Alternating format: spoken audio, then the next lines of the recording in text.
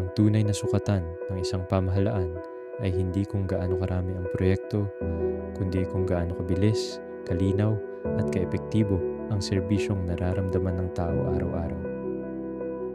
Ang mamamayan ay pumipila, naghihintay at umaasa, hindi dahil kulang ang effort ng gobyerno, kundi dahil kulang ang sistemang nag-uugnay sa lahat at sumusuporta dito. Ang tanong na ngayon ay hindi kung kailangan ba talaga ang digital system. Ang tanong ay, handa na ba ang Base na maging isang digital-forward leading municipality? Dahil ang susunod na henerasyon ng pamamahala ay nagsisimula na ngayon.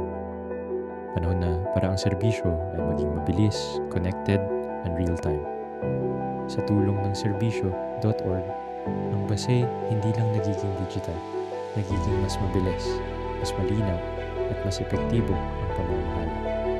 I-transform natin ang Base into a digital-forward municipality with a unified service platform, stronger citizen confidence, faster governance, reduced risk, at malinaw na performance visibility.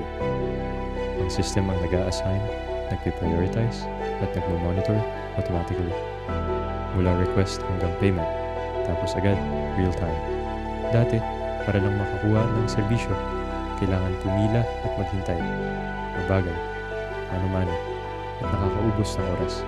Ngayon, sa serbisyo.org, isang request, isang tap, tapos agad.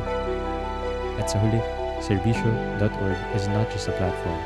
It is the system that will run every service in Base, from request to approval to payment to completion. Hindi lang nito pinapabilis ang serbisyo, pinapalinaw nito at pinapalaki nito ang value ng bawat proseso ng gobyerno. At kung may system na kayang pagsabayin ang serbisyo at kita, that is not an expense. That is an investment. Hindi lang po ito platform para sa ngayon.